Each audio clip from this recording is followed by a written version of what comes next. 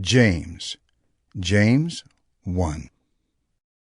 James, a servant of God and of the Lord Jesus Christ, to the 12 tribes in the dispersion, greetings. Count it all joy, my brothers, when you meet trials of various kinds, for you know that the testing of your faith produces steadfastness. And let steadfastness have its full effect, that you may be perfect and complete, lacking in nothing.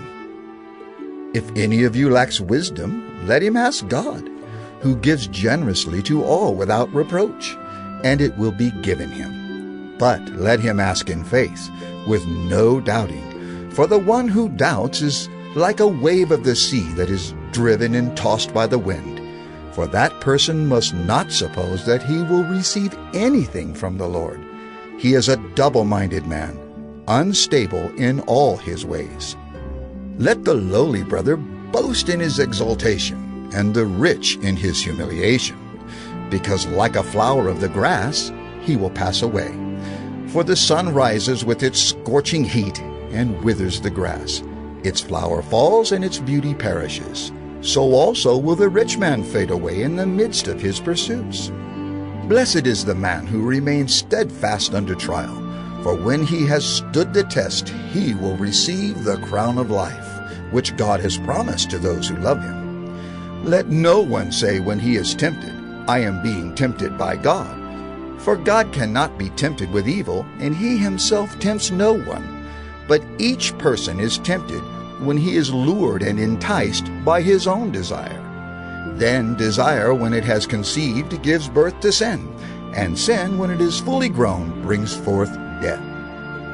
Do not be deceived, my beloved brothers. Every good gift and every perfect gift is from above, coming down from the Father of lights, with whom there is no variation or shadow due to change. Of his own will he brought us forth by the word of truth, that we should be a kind of first fruits of his creatures. Know this, my beloved brothers, let every person be quick to hear, slow to speak, slow to anger. For the anger of man does not produce the righteousness of God. Therefore, put away all filthiness and rampant wickedness, and receive with meekness the implanted word, which is able to save your souls.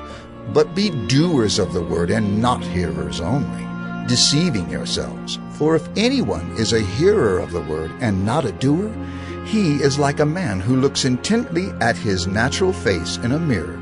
For he looks at himself and goes away, and at once forgets what he was like.